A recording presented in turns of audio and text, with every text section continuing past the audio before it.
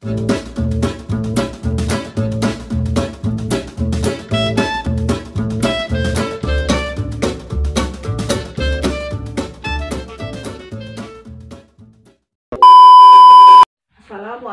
warahmatullahi wabarakatuh. Salam dan bahagia. Jumpa lagi dengan saya, Fren Endang Sari. Kali ini saya akan menyajikan materi untuk kelas 10, yaitu kelanjutan dari peta dan pemetaan. Kelanjutan dari klasifikasi peta. Sekarang kita masuk yaitu berjudul proyeksi peta. Proyeksi peta yaitu pemindahan gambar dari bentuk yang bulat ke bidang datar. Jadi bisa didefinisikan proyeksi peta adalah teknik penggambaran dari bentuk bumi yang bundar atau bulat ke bidang datar. Syarat-syarat proyeksi peta ini beda dengan syarat peta. Untuk minggu yang lalu saya sudah menyajikan mengenai syarat-syarat peta. Yang utama, dia harus jelas, tidak membingungkan, rapi, bersih, supaya enak dipandang mata, dan setelah itu harus dilengkapi dengan skala dan simbol-simbol peta. Itu kalau syarat peta. Sekarang syarat-syarat proyeksi peta. Yang pertama, peta harus sama bentuknya. Dengan istilah lain yaitu konform. Yang kedua, syarat yang kedua adalah peta harus sama jarak. Yang istilahnya yaitu equidistance. Baru yang ketiga, peta harus sama luas. Istilahnya yaitu equivalen. Jadi syarat proyeksi peta itu ada 3, yaitu conform, equidistant, dan equivalen. Masuk ke klasifikasi proyeksi peta. Proyeksi peta diklasifikasikan menjadi 3, yaitu proyeksi kerucut, proyeksi tabung atau silinder, dan proyeksi bidang datar. Berarti proyeksi kerucut berarti dari bentuk kerucut ke bidang datar, dari bentuk tabung ke bidang datar, dan proyeksi bidang datar ya dari bidang datar ke bidang datar juga. Itu dia. Di bidang datar ini nanti ada proyeksi itu terbagi 3, azimutal, transversal, azimutal obliqui, dan azimutal normal. Itulah proyeksi peta. Sekarang masuk ke komponen peta. Ini yang utama untuk kita melatih atau membuat keterampilan membuat peta. Ini harus komponen-komponen peta ini harus kita tuangkan, harus kita lengkapi supaya dia bisa dikatakan sebagai peta yang sempurna. Tanpa simbol, tanpa skala, itu bukan dikatakan sebagai peta yang lengkap. Nah, bisa saja kalau tidak ada skala atau simbol, itu bisa saja kita katakan sebagai lukisan atau pemandangan atau gambaran, tapi bukan gambaran sebuah peta karena tidak dilengkapi dengan skala dan simbol-simbol peta. Jadi kita masuk ke dalam komponen peta. Yang pertama sekali adalah judul peta. Nah, untuk mengetahui sesuatu isi dari gambaran, kita harus tahu judulnya. Kita baca dulu judulnya yang awal. Jadi judul itu menginformasikan isi pada peta. Jadi sebelum membaca peta, biasanya seseorang akan membaca judulnya terlebih dahulu. Ada 2 peletakan judul peta. Artinya tempat yang cocok untuk dibuat peta, diberlakukan peta di mana saja, itu ada 2. Yang pertama yaitu di tengah atas. Nah, di tengah atas peta. Nah, baru di bagian bawah pada peta. Jadi di atas boleh, di tengah, yaitu di bawah juga boleh. Di mana saja, sebenarnya di mana saja judul itu bisa, asal tidak menutupi peta pokok. Nah, asal tidak menutupi peta pokok. Boleh di atas tengah, boleh. Di atas pinggir kanan kiri juga sebenarnya boleh. Tapi asal dia tidak menutupi peta pokok. Itu dia. Tapi lebih baik, lebih bagus, ada yang lebih bagus yaitu di atas tengah peta. Nah, itu mengenai judul. Yang kedua, garis tepi atau garis border. Jadi setiap peta itu harus punya garis tepi. Untuk menggambar peta harus kita membuat garis tepinya dulu, supaya nampak tadi itu rapi. Karena syarat peta itu harus rapi. Nah, jadi garis tepi atau border itu merupakan garis-garis yang terletak di bagian tepi peta. Ya. Yang ketiga, yaitu skala peta. Skala peta merupakan sebuah bagian dari peta yang menunjukkan sebuah ukuran perbandingan. Jadi perbandingan. Skala peta adalah perbandingan jarak antara yang tercantum di peta dengan jarak yang sebenarnya. Mengapa dibutuhkan skala peta? Karena itu tadi, semua jenis peta yang ada pada dasarnya adalah hasil dari pengecilan dari sebuah wilayah yang ada di permukaan bumi. Itulah dia skala peta, perbandingan dari skala peta dengan skala yang sebenarnya di lapangan. Yang keempat, yaitu orientasi atau arah mata angin yang selalu ada pada peta. Tidak boleh dilupakan. Meskipun kita sudah hafal adalah orientasi, itu adalah arah mata angin. Arah mata angin ini akan bertugas untuk meyakinkan kita akan ke arah sehingga kita akan semakin mudah untuk memahami arah dalam membaca peta. Itulah fungsi dari arah mata angin atau orientasi untuk memudahkan kita dalam memahami arah dalam membaca peta. Itu yang keempat. Yang kelima yaitu garis astronomis. Dalam peta kita pasti melihat ada garis-garis yang melintang, juga membujur. Melintang juga membujur. Nah, itu dia, di atas pulau-pulau atau wilayah yang ada di peta. Garis-garis tipis yang melintang dan membujur tersebut dinamakan sebagai garis astronomis. Garis astronomis sudah kita belajari bahwasanya Indonesia terletak secara astronomis karena Indonesia berada di berdasarkan garis lintang dan garis bujur. Masih ingat anak-anak mengenai garis lintang dan garis bujur Indonesia? Yaitu Indonesia berada di antara 6 derajat lintang utara sampai 11 derajat lintang selatan dan 95 derajat bujur timur sampai 141 derajat bujur timur. Itu kalau Indonesia kita lihat dari garis astronomis. Makanya di sini di dalam peta ada garis astronomis, yaitu garis yang berdasarkan garis lintang dan garis bujur, garis yang melintang dan garis yang membujur. Itu dia garis astronomis. Jadi garis lintang atau latitude merupakan garis hayal yang melingkar bumi dengan arah horizontal. Jadi garis lintang itu secara horizontal. Sementara garis bujur atau garis meridian adalah garis hayal yang melingkari bumi secara vertikal. Jadi tadi kalau garis lintang itu dia secara horizontal. Kalau garis bujur dia secara vertikal yang membujur dan menghubungkan kutub utara dan kutub selatan.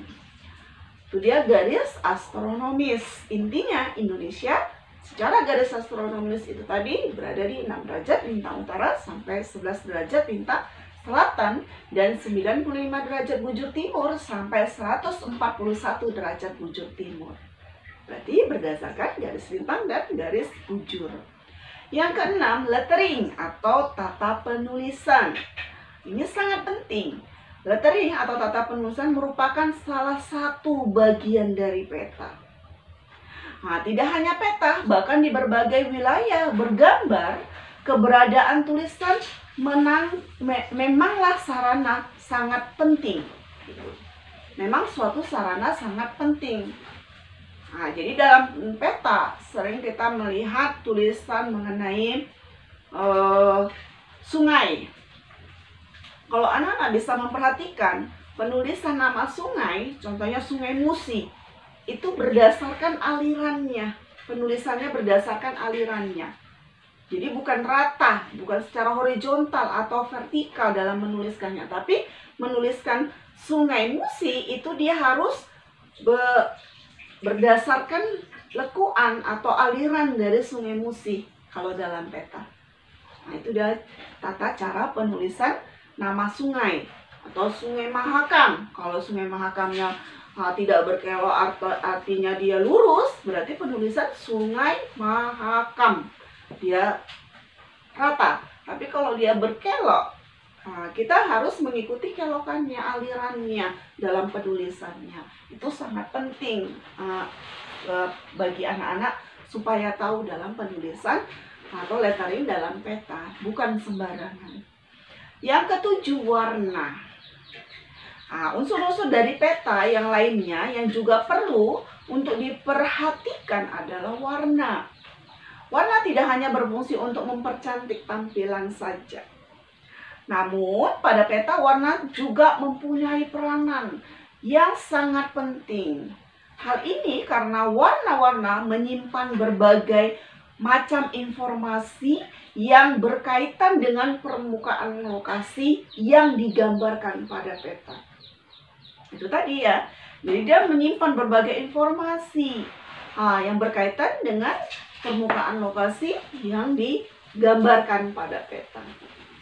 Contohnya, gunung itu ada dua warna. Bisa gunung itu berwarna coklat, bisa gunung itu berwarna merah. Itu bisa menandakan, dia menyimpan informasi. Kalau coklat berarti gunung itu tidak aktif. Tapi kalau gunung itu berwarna merah, berarti gunung itu adalah gunung yang aktif. Contohnya Gunung Bromo, Krakatau. Itu dia aktif. Sinabung. Itu dia berwarna merah karena aktif.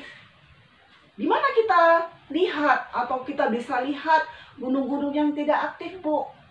Banyak. Contohnya di mana?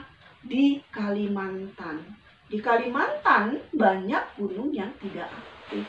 Jadi kalau kita ingin selamat untuk menghindari letusan gunung berapi, kita tinggal saja di Kalimantan. Itu dia. Tapi kalau di Sumatera, Jawa, Bali, itu banyak yang gunung-gunung aktif.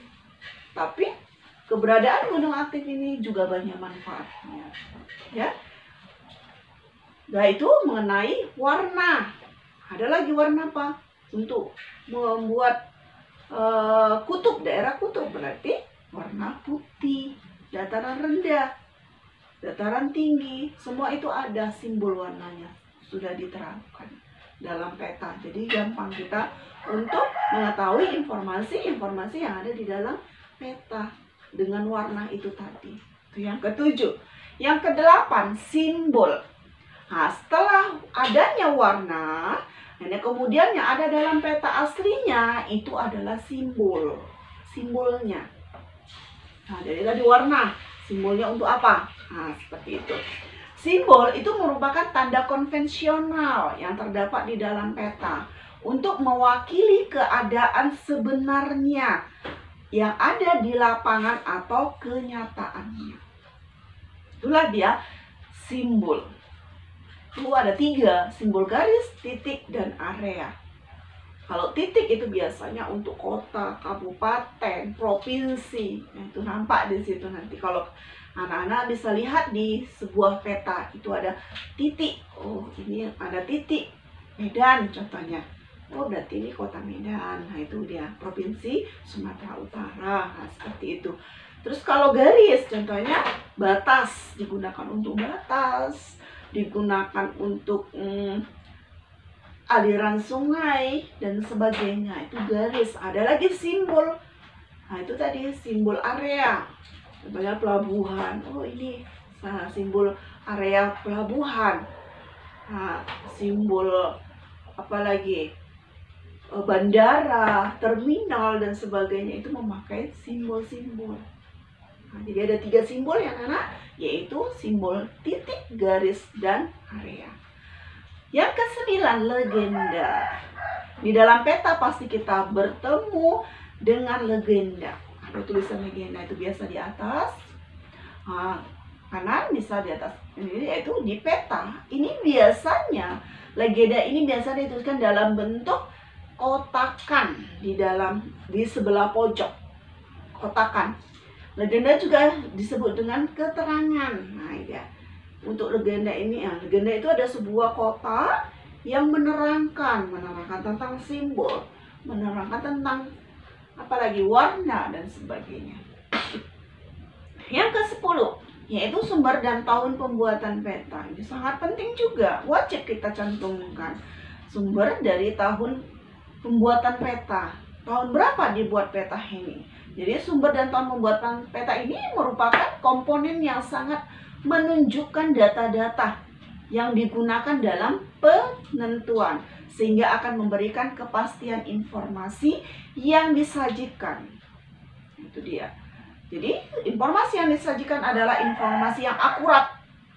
Tahun pembuatan peta menunjukkan apa? Kapan peta tersebut dibuat. Itu dia.